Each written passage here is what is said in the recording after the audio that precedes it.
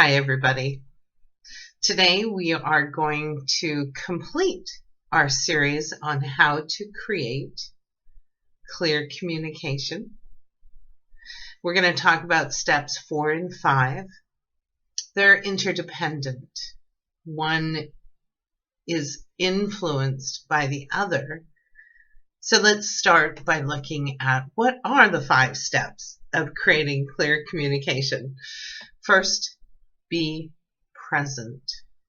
Be absolutely present and available and non-judgmental for your audience.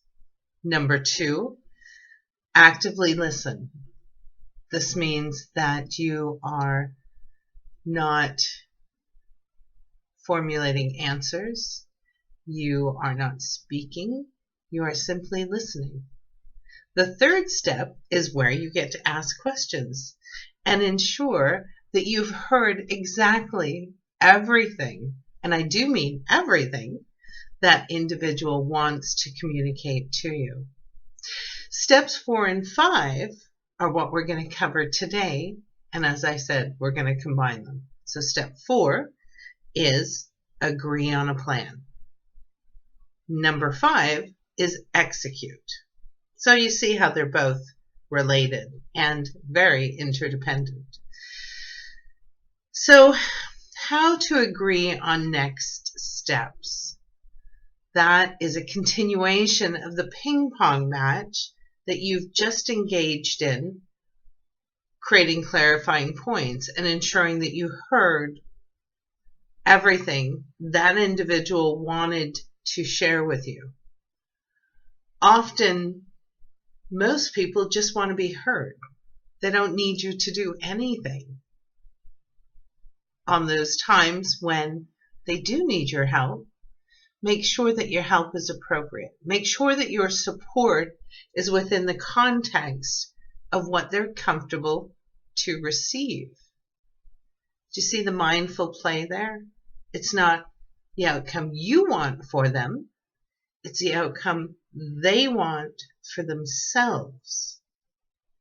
And hopefully, as you have reflected back and clarified exactly what you were talking about, you've opened the door to new possibilities and created a cohesive, collaborative platform, right?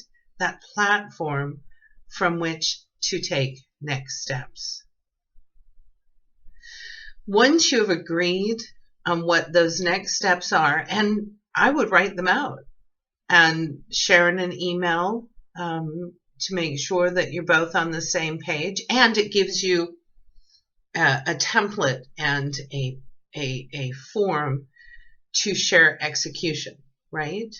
So you email or they email you the next steps that you've agreed upon, and that is the template you use to discuss execution. How are we doing? Are we progressing? Have we innovated? There's another point for innovation. Let's get together and talk again. So you see this back and forth, this collaboration is created.